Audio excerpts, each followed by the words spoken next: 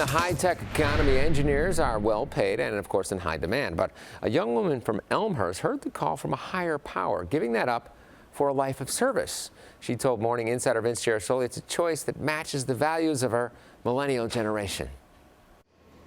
At first glance, hers may seem a choice from another time.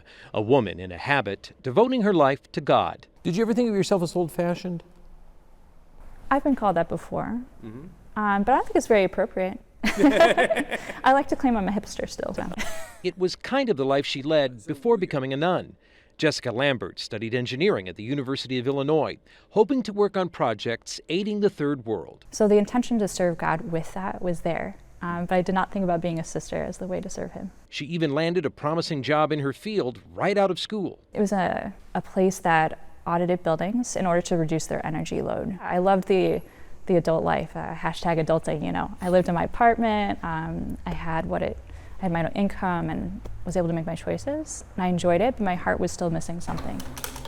But the devout young woman eventually found it on mission trips and service projects and deeper conversations in prayer. And as I turned to God in prayer and asked him how he wanted to use my life to help others, I felt that the call to be a sister was the way to fulfill that. It is a long way from her suburban life growing up in Elmhurst, where she dreamed of someday getting married and raising children, a girl who never even attended Catholic school. I never grew up seeing any sisters except for Sister Act and Sound of Music. And in Sound of Music, she doesn't even become a sister, let's be real. So now, after taking her final vows and joining the small order of the Franciscans of the Eucharist on the west side, good morning, Mr. Farley of the Angels. Sister Jess will work to feed the poor at their food pantry. Yeah, God bless. And teach religion in nearby schools.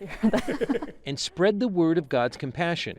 She says it's a mission not out of step with her generation. The millennials, we're seeking authenticity, and we're seeking that real relationship, that real purpose and meaning for our life. Do you still have goals to change the world?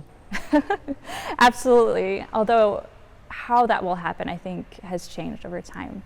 I thought it used to be this grandiose idea of having an engineering job and building the bridges that would have people walk to where they needed to.